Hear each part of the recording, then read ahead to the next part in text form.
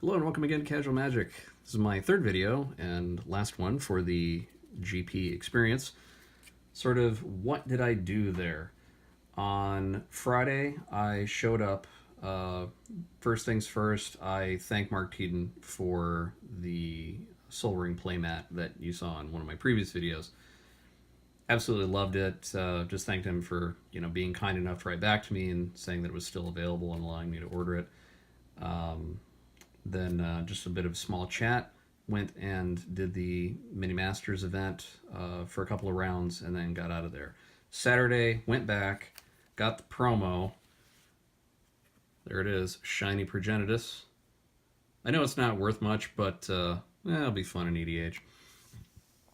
Then played in the 9 rounds of the Modern main event.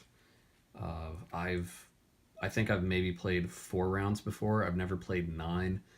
And at some point it was funny because I'm just over in a corner with my phone plugged in, eating snacks, trying to make updates to Facebook as round after round went by, trying to keep everyone updated as to what's going on. So it was really kind of an interesting experience after a while because I've seen some videos before, like from Tokyo MTG, the Sawatari Kaisan, that he mentioned that it's just kind of a grueling process and definitely bring food and water because at some point you're not going to have time to get anything and you're just going to be desperate and hungry and exhausted. And it really is. It's actually a very grueling experience that you might otherwise not be used to if you don't typically go to crazy long, like 9-hour GPs. Then meeting some of the artists, I got a few things signed, mainly EDH cards. I had the Jason Felix Laboratory Maniac for fun balloon decks. This one's fun, Randy Gallegos. I wanted him to sign this Runetail Kitsune Ascendant, but because it's a flip card, he actually signed it twice. And I died laughing. I was like, that's awesome. Thanks for doing that. Because I just thought he was going to sign the art. But nope, now I get to put it out and transform it. Or I guess not transform it, flip it. It's a different card. RK Post, he was great to talk to. He was absolutely a blast. We got to talk for a while about Quinton Hoover and just kind of some of the older days of Magic. He's a very, very friendly guy. Just a wealth of information, and he was definitely one of the highlights. Then, of course, Mark Tedin. Just had to get one of my old high school Soul Rings signed. I mean, I got the playmat. I should have the card signed too, right? I'll just throw that over there. And then, of course, I didn't do it during the tournament. I did it after it was all said and done. But just to be memorable, here's my playset of Lava Spikes that I had signed by him. Just as kind of an additional fun memory. Now, the other nice thing that the artists have is they have some additional merchandise for sale. And they'll have different things like playmats, art prints. One thing that Mark Tedin had was these aluminum prints. So it wasn't on any sort of photo paper, but it was actually printed on like a hard aluminum. Like you could just basically hang it up in your house and that thing would pretty much be indestructible for all time. It was actually very, very cool to see. A little bit out of my price range. They had a huge, huge Emrakul one that I think was like $375. It's like, okay, it's awesome, but I'm not going to be able to buy that today, so no thanks. Then some of the artists had various tokens that you could buy with original artwork, color-looking stuff, black and white sketch-looking stuff, famous characters, so you could find like Disney characters or Star Wars characters. So it's like just a very, very wide variety and fun assortment of things that you could get. But the one piece of artwork that I wanted for me, of course, related to my first GP experience, I had to go with the print of Lava Spike. I could have went for something like Soul Ring, but again, because it's related to the GP, I just thought, you know what? No, that's actually going to be more special to me if I do this print. And that glare is horrible, so I'm going to take that away for a moment. One other thing to mention, well, actually, a couple quick things to mention. I did sign up for an unstable draft and then had a change of plans, and so I had to drop. So that was unfortunate. And then on my way out on Sunday, I did get to, on Saturday, I briefly got to meet Dana Fisher and her dad and wished her good luck. And I got to chat with them for a while. And they said, hey, if you're here on Sunday, definitely stop by. And did get to see him again on Sunday and chat for a while. And it was very, very fun to meet them and talk and just kind of talk shop, mainly kind of like real life work stuff rather than just about cards. So that was a very, very fun experience, because a lot of the people that you meet, I mean, they're just kind of like hardcore pro people, or they're just complete casuals, and they're just there for fun. They just wanted to get out of their state for a weekend and come here to a GP and just do nothing but play Magic for a couple of days. And it was really kind of interesting to meet them, because they're kind of in between both worlds, where it's a little bit casual, but it's also kind of going into that pro world. Then and the other thing with that, it's I think 4 or 5 people at various points linked different famous people that were at the GP, saying like, oh, such and such person's there, or this former world champion's there. I don't have a clue who they are. I mean, I might have read an article about them, but if I walked by them or stood next to them in the bathroom, I would not have a clue who they are. They're just another anonymous stranger, just like everyone else. I'm a casual player, and I just don't keep up with it. So that actually was kind of a funny thing too, where some people said like, oh, did you see so-and-so? No. Maybe technically I actually visibly saw them, but no, I wouldn't know who it is.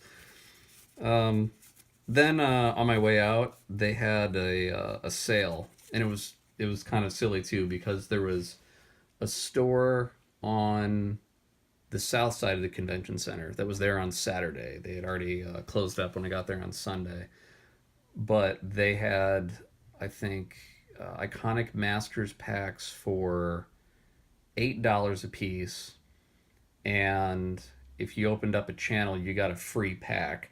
And I died laughing, and I said, that's funny, can I get a picture of that? Because I wanted to post it on my Facebook page. And then on Sunday, there was another store on the north side that had 3 packs for 20. And I just thought, okay, I know this is just basically a lottery ticket at this point, but I haven't really blown my budget or anything. I've technically only been in the one big main event and one side event that I had to drop and then get out of there. So on my way out the door, it's like, all right, well, at the hell, I'll buy these 3 packs. If I get something, I get something, but I probably won't, because Iconic Masters is terrible. But if I could get something like a Mishra's Bauble, cool. So, pack number 1, let's see. Get to uncommons. No. Blood Baron. Already got a ton of those. Foil Ulcerate's nice. That's a useful card. So that's at least fun. Next up, let's see, what do we get? It was Trepanation Blade, Inspiring Call, Blizzard Spectre, and Keg of the Tide Star. That's cool. It's one of the Kamigawa dragons that I don't have. Phantom Monster. So, not the most expensive dragon, but it's a useful card in EDH from time to time. So hey, why not? Mind Stone, I don't even know how many of those things I have now. All right, Gutter Snipe, Great Teacher's Decree, Illusionary, Ambusher, and bam! Channel. Wah, wah. If only I bought it from the other store, I could have had a fourth pack where I probably would have picked up an equally disappointing card because Iconic Masters is terrible. This is why I'm not buying an Iconic Masters box. Even I forget what their price is. What the lowest one I saw, maybe like $162 or something. I'm not buying one. There's nothing there. It's just, oh my god, it has to be one of the most disappointing sets. Because even for something like this, oh, it's Channel. It's a very, very powerful card from the early days of Magic. Yes, but you can't use it in pretty much any format. I think you can use it in Legacy or you could use it in a draft for Iconic Masters. But could I use it in Modern? No. Can I use it in EDH slash Commander? No. So what's the point? I mean, I understand it's an iconic card from Magic history, but I can't use it. And even if you think, oh, it's an iconic card, don't make it a mythic. Put put a worthwhile mythic in the mythic slot, not channel. Channel's disappointing all around. So that was it. And I took a picture of that, and I ended up posting that on Facebook too, and just basically saying like, okay, yeah, there's one disappointing thing from the GP. So that, anyways, that's my quick summary. Oh, I guess I didn't show the final autograph here. So this was from, let me see, Craig Spearing, who did the artwork for Opt. There you can see, signed it. And it was funny because when he got done signing, he's like, "Oh wait, why did I write GPOKC? It already says GPOKC up in the corner." I was like, "Hey, I don't care, fine by me." So I guarantee you that as time went on throughout the day, everyone else's playmat that was signed, he probably just signed with his signature, but mine might be the first one and only one that he actually extra signed GPOKC 2017, which means some sort of extra collectible rarity or something. I don't know. It's just my playmat. That's it. Value zero because I'm not selling it. This was, for me, my experience at my first GP, and I really, really enjoyed it. And again, for anyone who gets the opportunity, I would say go to a GP. Even if you don't play in the main event, just go. You know, meet the artists, see what's there for sale. If you can play in any of the little side events, do so. Give it a shot. Even if it's something like a draft and you're just doing it for fun. But it's just a very, very fun Magic environment, and it's not all competitive. Like some people say, like, oh, well, there's only, just a bunch of old people playing with $1,000 decks, and it's like super hyper competitive, and you're just a kid, and you wouldn't really have fun going there. No, please go. Please go. It's fun, it's worthwhile, it's a learning experience no matter what age you are, what your skill level is, or what event you want to play in. There's just a diverse selection of choices that you can have at a GP, so you can play whatever you want to play at basically whatever level you want to play. So again, I highly, highly recommend it. So that's it. That was my first GP. I had a great experience. I know some of you have been going to GPs for probably just about as long as they've been around. But as far as all the more Magic that I've ever played, I'm still a rookie at this kind of competitive scene. I don't know. Again, my channel's called Casual Magic because I'm a casual player. It's not like I'm trying to be on the pro tour or anything, but it definitely was fun. It was definitely educational. So I still got something good out of it. So that's it for now. And until next time, good luck.